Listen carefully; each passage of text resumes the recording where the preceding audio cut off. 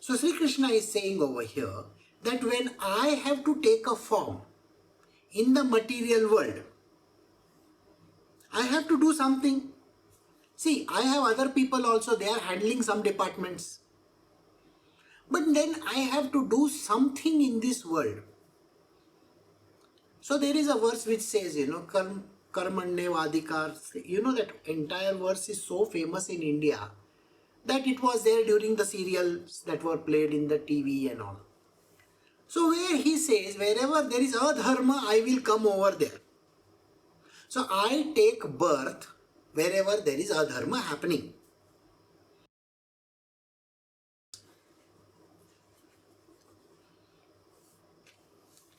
We are doing Bhagavadgita chapter 7 verse 25. Veiled by my YogMaya, my divine potency, I am not manifest to all. Hence these ignorant folks fail to recognize me. I am the birthless and the imperishable supreme deity. That is, consider me as subject to birth and death. Here Sri Krishna is giving a definition of a deity. A deity is not God. A deity is not God. We consider deity as God because it's just a representation. It is like you have the MLAs, the MPs, the senators and everybody. They represent the so-called government. They are not the government, but we have to say they are the government people. Some people who are working as secretaries and so on and so forth, they are also considered as a part of the government, but they are not the government, they are just individuals. Likewise, in the material world, there are deities. Deities are small representation of the divine. They are representing something. So Sri Krishna is giving a definition that the deity is just a representation of some power in this world. The power of knowledge is with Saraswati. The power of wealth is with Lakshmi. The power of creation is with Brahmaji. The power of sustenance is with Vishnu. The power of destruction is with Shiva. So these are the different deities that are there. They represent something. There is sun, there is moon, there is Saturn, Shani. There are various other gods. There is a god of fire, there is a god of air, there is a god of other stuff as well. So water, so on and so forth. So all these gods are called deities. This is not capital G-O-D. This is small g, O-D. So Sri Krishna is defining over here what these deities are. So Sri Krishna is saying over here that when I have to take a form in the material world, I have to do something. See, I have other people also, they are handling some departments. But then I have to do something in this world. So there is a verse which says, karmanye vadikar. That entire verse is so famous in India that it was there during the serials that were played in the TV and all. So where he says, wherever there is Adharma, I will come over there. So I take birth wherever there is Adharma happening. So Sri Krishna appears in this material world in a deity form. So what he does is, he takes a body, takes a birth as a normal human being, so that he can do the adjustments that are necessary in this world. So this is the reason why he comes. So here Sri Krishna is saying, I am that supreme God myself. The one who is the producer, director, financier, you name it, everything is me. I am the super boss of everything. So he says, I am that supreme divine consciousness. But I have to manifest in this world. So how do I manifest? See, there is a need for me to manifest, isn't it? So how do I manifest? Now this is a very, very strange way of manifestation. Let me tell you this.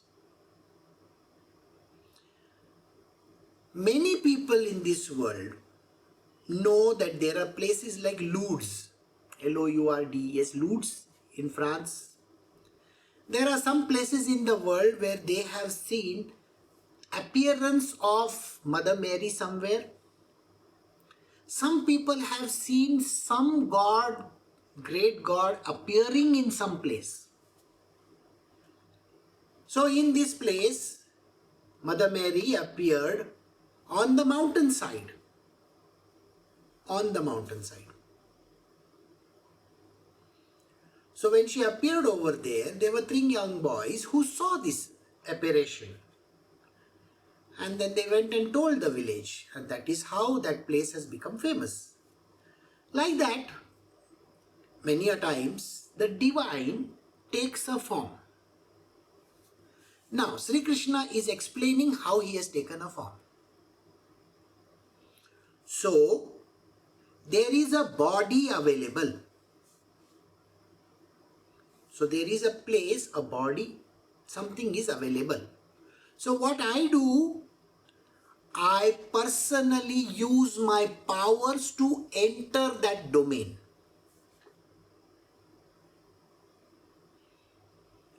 This power of mine, which I use to enter that domain, is called YogMaya.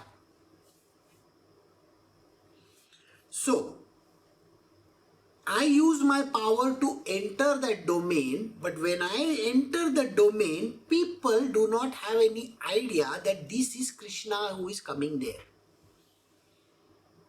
Did you understand this? He takes up a body from Prakriti. He says to Prakriti, give me one body because I want to be born in this family. I want to be born there. These should be my parents. This is the place I want to exhibit my powers, because that is a place I will go from this place to that place to that place. Finally, I will end up somewhere. So this is the starting point. I want to go in there. So he uses his power of a potency which is called YogMaya. This particular divine potency of his is a veiling potency. That means it covers people up, has no idea. People have no clue what is happening.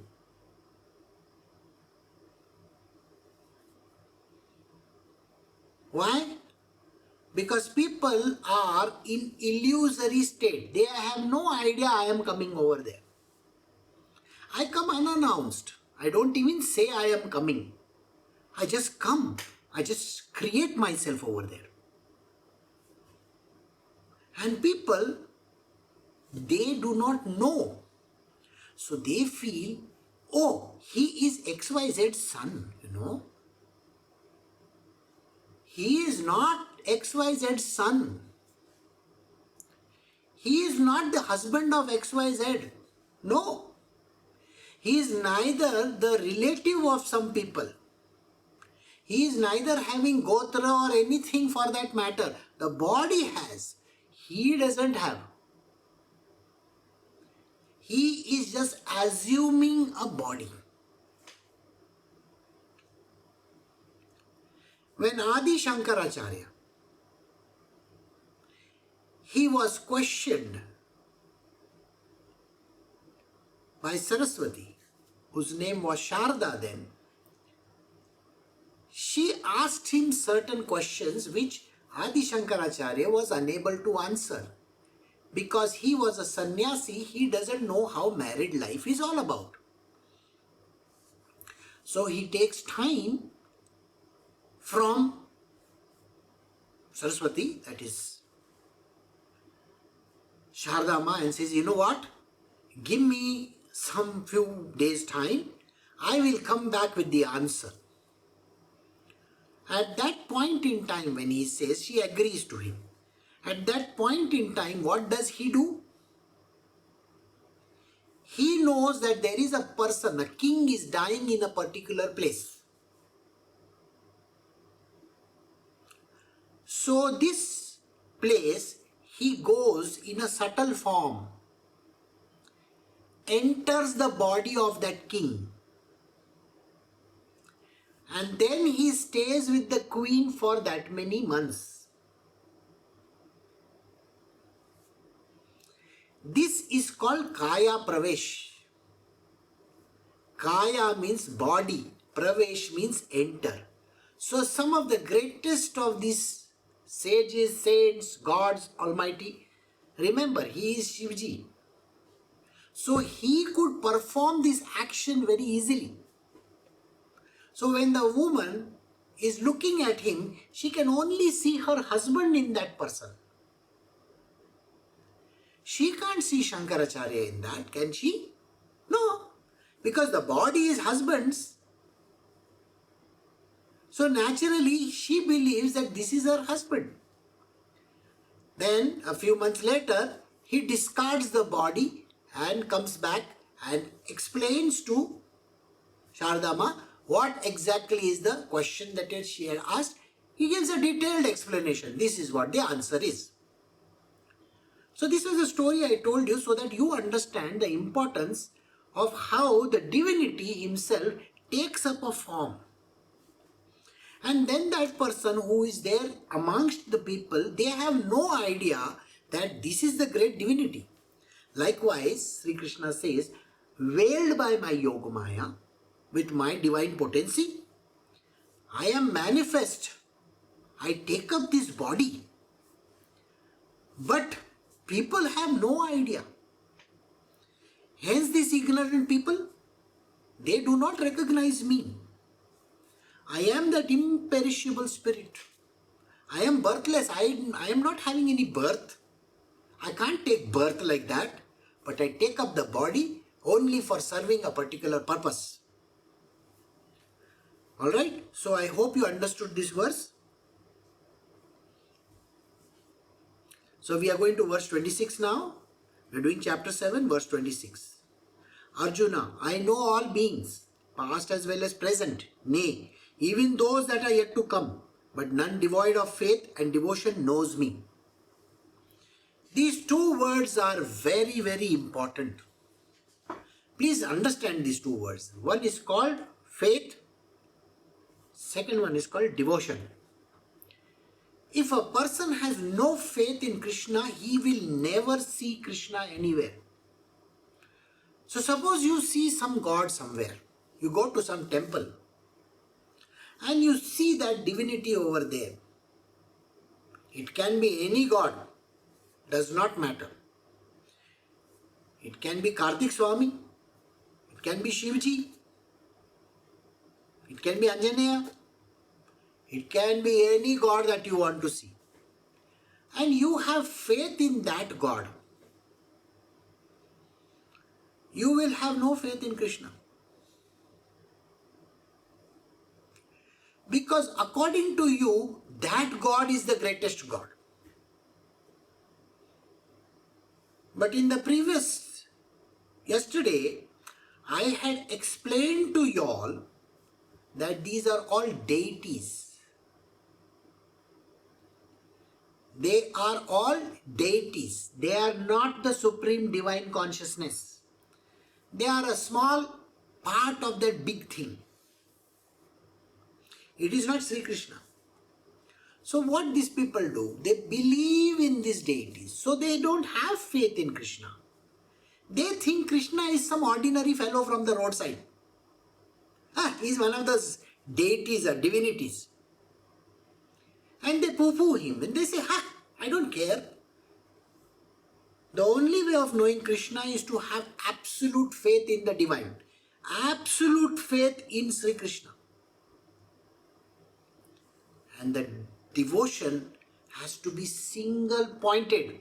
There can never be another god around. There can be another person around. This thing is only Krishna, only Krishna, only Krishna. So that is the only way in which you will understand how Sri Krishna is. Otherwise, nobody will have any clue. So, what does Sri Krishna say over here? He says, you know very well, he's telling Arjuna, that I know everybody's past, present and the future also. So when these words are said, can you understand what he's talking about?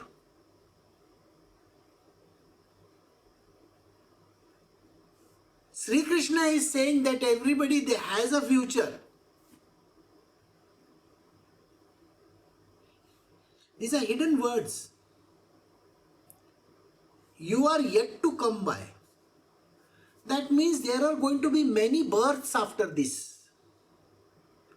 Human beings have to be born again and again and again and again and again.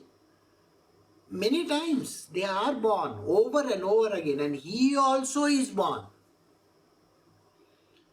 If there is someone who says, I want realization and I want liberation and this and that, Sri Krishna says, what am I to do about it? You want liberation? Go. Take liberation and go away from here.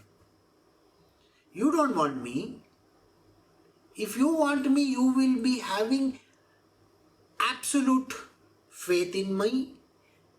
You will have single-pointed devotion and unconditional love for me. This is the things which is only defining me. When you have these things for me, you will come to me. Otherwise, why will you want to come? You want liberation, go. Then you are not interested in me. If you are not interested in me, what is the point in being with me? So, I know the past, I know the present, as well as I know the future. But you will not be able to recognize me anywhere. If you do not have faith, absolute faith, and single-pointed devotion to me, these are the only qualifiers that are there. When you have this, you can see me. Otherwise, you can't.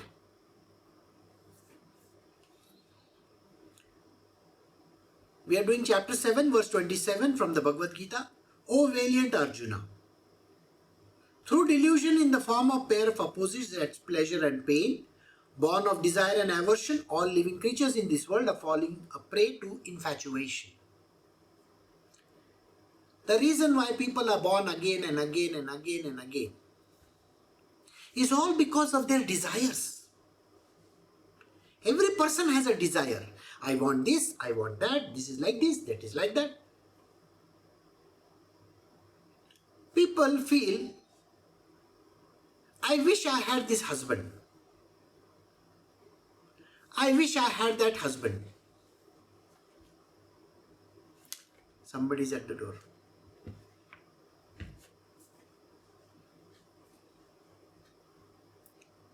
So, people feel, why should I have this person as my husband or this person as my wife?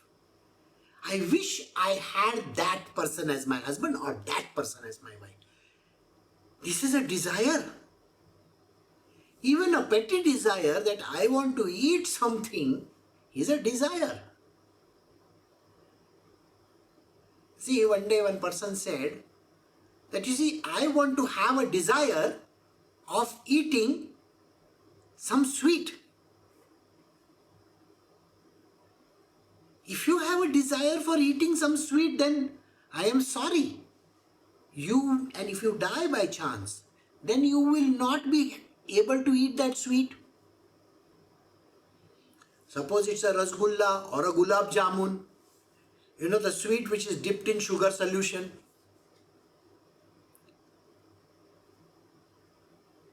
Because you had that desire, you may be born again. But who told you that you will be born as a human? You may be born as an ant who is going to taste that sweet water and eat that little sugar solution over there. You have sanctioned yourself a life which you are not even supposed to be having. Why? Because of your stupid desire. I want to earn money. I want so much money. I want to be the richest person in the world. Somebody says these words. And by the way, this is such a common thing. I want to be the richest person in the world. There are great sages, they are called Ashtasiddhis. Ashtasiddhis, they have power to grant something. And these great siddhis, they keep on saying one word constantly. Tathastu, tathastu, tathastu. So any idea which you have in your mind, the moment you say, I want to be the richest person in the world, the Ashtasiddhis have said tathastu. And you may say, but I have not become rich, Guruji. I am very poor, I don't have money, I don't have these. Don't worry. If Ashtasiddhis have said tathastu, whatever is to be will be. Ke sara sara. It is going to be. So in your next life, okay, you may be born again. You want the riches, isn't it? You want to be in that khajana. Khajana is the wealth that is there. Okay? So which place you want it to be? Reserve Bank of India or Fort Knox? Okay, I will make you that. So you will be inside that place like a small worm. A tiny creature. All this is your property. This is your house. The money is your house. Stay there. Go. How wonderful is that, isn't it? These are called unnatural desires. Even the vilest of the thoughts, vilest, dirtiest of the thoughts. I want to marry that heroine. Really? I wish she was my girlfriend. Okay? So in the next life, I'm going to make her a worm. You also would like to be a worm? Or maybe the food that she eats? What are you asking for? These desires are unnatural. You should not be having this kind of desires. This is the truth. Please don't have these desires, because these things which are opposites. Now I just spoke about the pleasures, now I'll speak about the problems in life. That is the pain. A person says, I wish I didn't have this pain. Okay, what is the pain? I have arthritis. I have pain in my head. Women have their periods, so that pain I don't want. Have you said these words? People say these words most of the time. Suppose you are tending to some person. That person is a pain for you. You have to look after that person because that person is a sickly person. Maybe that person is having, cancer or something like that, and you may have to remove his toilet and clean the body and all that. You may have to do all these things. Or you may have to go to a hospice, and there you have to sit with the person who is dying. Listen to that person. At that time, you may have pity. You may feel sad. You may wonder, why is this pain there? It's a pleasure and a pain. So pain is also a desire. I wish I never had this pain. Okay? Next life I will sanction you, where all your pain organs are going to be removed. Every nerve from your body will be dead. I will give you leprosy. When a person has leprosy, they don't have any nerve, which is going to give you an understanding that there is pain. What do? You won't even know that you are hurting. You won't even know that you have cut yourself somewhere. The implications of this kind of unnatural desires is terrible. We have to not talk like this. So, They are born out of desires or aversions. Aversions, I hate this thing. I don't want to be having this. I don't like this pain. I don't like this. These are aversions. I don't like to be in this position, you know. I'm sleeping on my bed and I can't even move. Okay. These are the causes of your next birth. And all this is so temporary. You understand? Temporary it is. The money problem is temporary. The pain in your joints is temporary. How many years you may have? 5 years. But your entire life of 75 or 80 years, did you have that pain? No. It's only for 5 years you had, isn't it? It's because of your karma. But the rest of your life was beautiful. Why are you not considering that when you didn't have any problems? I don't want these heart problems. I don't want this, diabetes. I don't want these kidney issues. Well, the kidney problem came when you were 70 years old. And you may have to go for dialysis for 3 years, 4 years. After that you died. Okay? But that 4 years of dialysis that you did, you always considered it as the biggest pain in your life. And you had an aversion for it. This thing which is there, that short time thing,